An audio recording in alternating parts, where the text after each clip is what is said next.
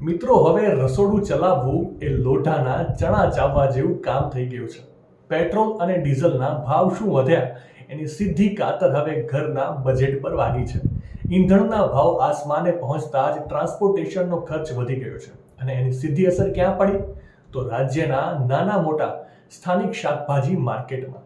મિત્રો, બજારમાં દરેક શાકભાજીના ભાવમાં સીધો જ 5 થી 10% વધારો ઝીંકાયો છે.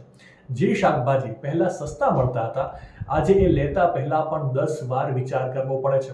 સૌથી મોટો ફટકો પડ્યો છે ઘર ચલાવતી ગૃહિણીઓને. જે ઘરનું માસિક શાકભાજીનું બજેટ પહેલા માંડ 3000 રૂપિયા હતું, એ આજે વધીને સીધું જ 4500 રૂપિયા પર પહોંચી ગયું છે. એટલે કે દર મહિને સીધો 1500 રૂપિયાનો વધારાનો બોજ. મધ્યમ વર્ગીય પરિવારોનું આખું મંથલી બજેટ ખોરવાઈ ગયું છે. આ આર્થિક ભારણ વચ્ચે સામાન્ય માણસ જીવે તો કેવી રીતે જીવે?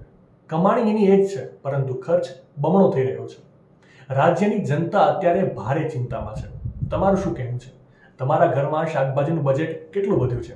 કોમેન્ટ કરીને જરૂરથી જણાવજો અને આ વિડીયોને શેર કરો, જેથી સત્તાવાળાઓ સુધી પણ સામાન્ય જનતાનો અવાજ પહોંચે. માહિતી સારી લાગી હોય તો રીલને વધારે શેર કરજો અને આવી જ અવનવી માહિતી માટે સંદેશ ડિજિટલ સાથે જોડાયેલા રહેજો.